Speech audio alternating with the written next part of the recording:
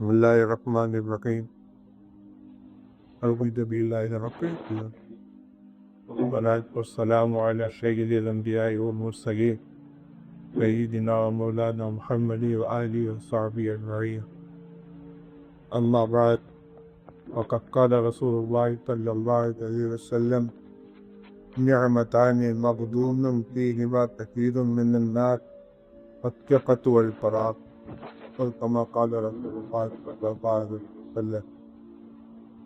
محترم بزرگ عزیز اور بھائی، حضرت نبی کریم صلی اللہ علیہ وسلم نے ارشاد فرمایا کہ دو نعمتیں ایسی ہیں کہ جس میں بہت سے لوگ خسارے کے اندر ہیں، یعنی ان نعمتوں کا صحیح استعمال نہیں کرتے تو فائدہ حاصل نہیں کرتے۔ وہ دو نعمتیں کیا کیا ہیں؟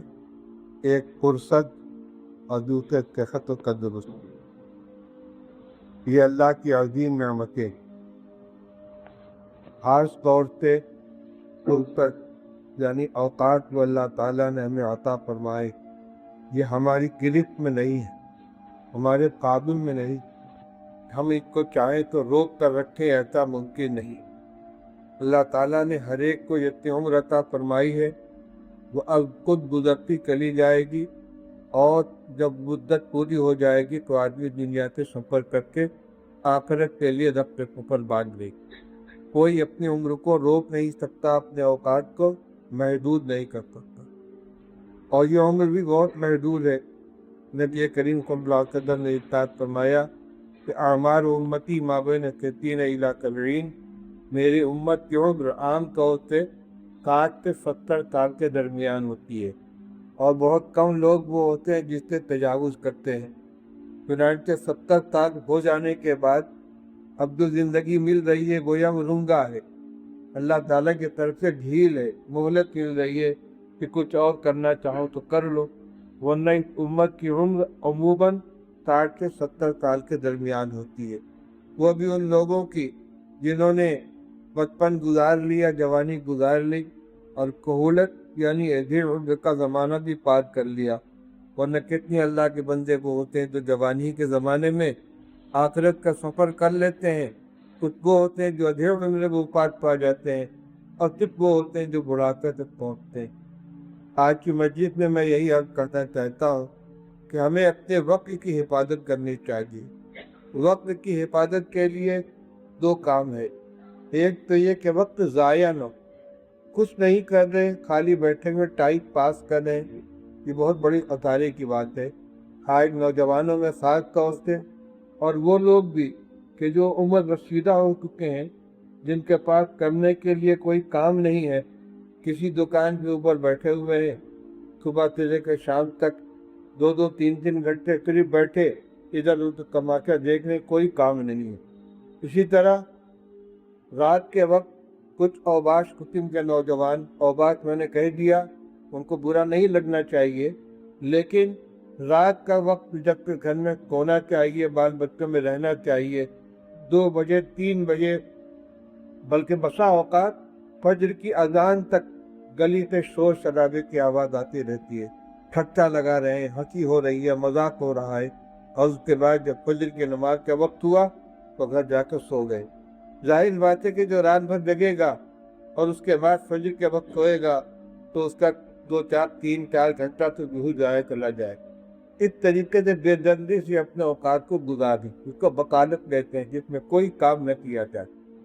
حضرت عمر رضی اللہ تعالیٰ عنہ کچھ ساتھیوں کے ساتھ کہیں تشریف لے جا رہے تھے، ایک آدمی بیٹھا ہوا تھا، آپ وہاں سے گزر گئے، سلام نہیں کیا، جبکہ یہ عادت کے بالکل خلاف تھا۔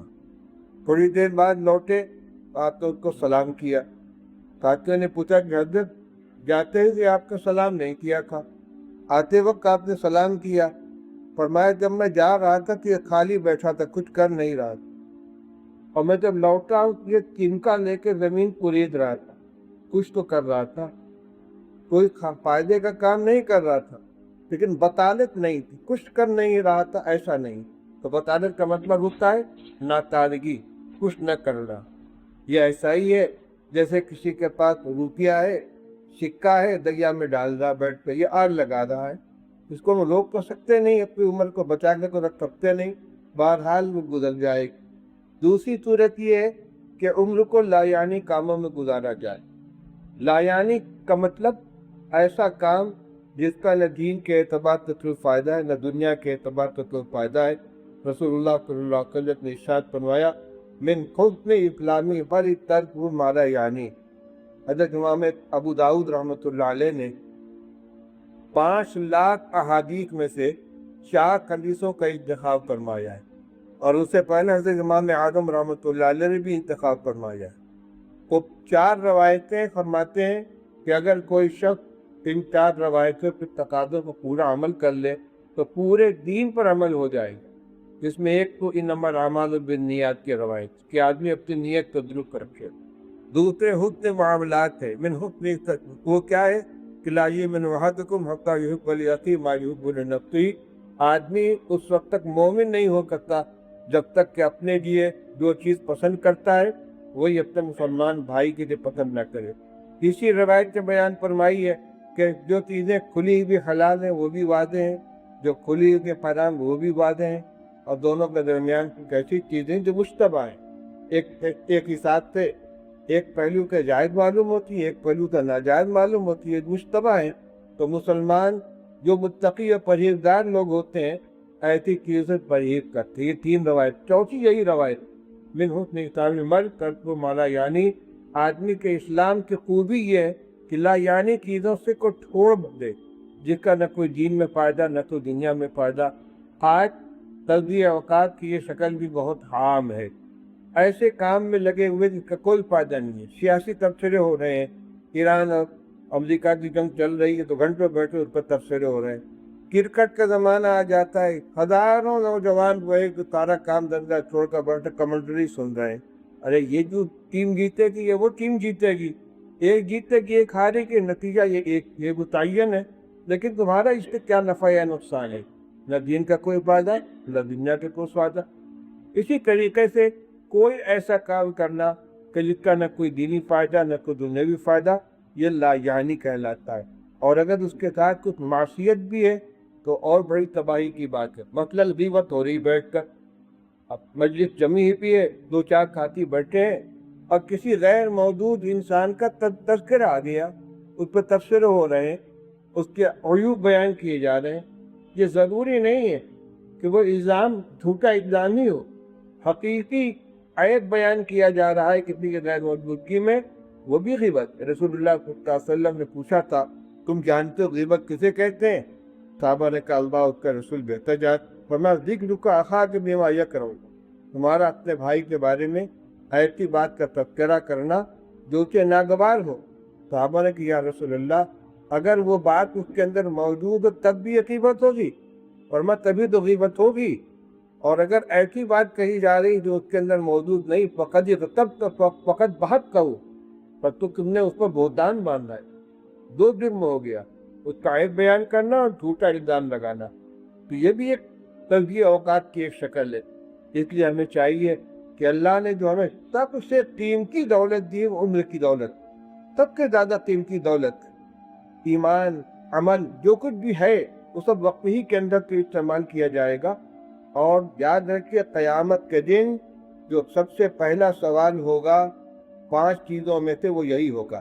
ترمذی شریف کے روایت رسول اللہ صلی اللہ علیہ وسلم نے ارشاد فرمایا لا تزول قدم ابن آدم یوم القیامت حتی یسأل عن 5۔ قیامت کے دن کسی انسان کا قدم میدان محشر سے ڈل نہیں سکتا جب تک کہ 5 چیزوں کے بارے میں اسے سوال نہ کر لیا جائے، اور 5 سوال کا جواب دینا پڑے گا۔ وہ 5 سوالات کیا کیا ہوں گے؟ ان عمرہ فیما افناہ، عمر کے بارے میں پوچھا جائے کہ تم عمر کس چیز میں گزاری، اور سمجھتے کہ اپنی عمر کے ہم مالک ہیں، یہ اوقات ہمارے ہم جیسے چاہیں گوا دیں، نہیں، یہ امانت ہے ہمارے پاس۔ قیامت پر سوال ہوگا کہ عمر تم نے کس چیز میں گزاری ہے۔ وعن شبابی فیما ابلا، اور خاص طور سے زندگی کا جو سب سے قیمتی زمانہ ہے جوانی کا، اس کے بارے میں الگ سے سوال ہوگا کہ جوانی کن کاموں میں تم نے گنوائی ہے، کن چیزوں میں گزاری ہے۔ وعن مالی من این اکتسبہ فیما انفقہ، مال کے بارے میں 2 سوال ہوگا، کس راستے سے کمایا تھا اور کہاں خرچ کیا تھا۔ ذرائع آمدنی کے بارے میں بھی سوال ہوگا اور مصارف کے بارے میں بھی سوال ہوگا۔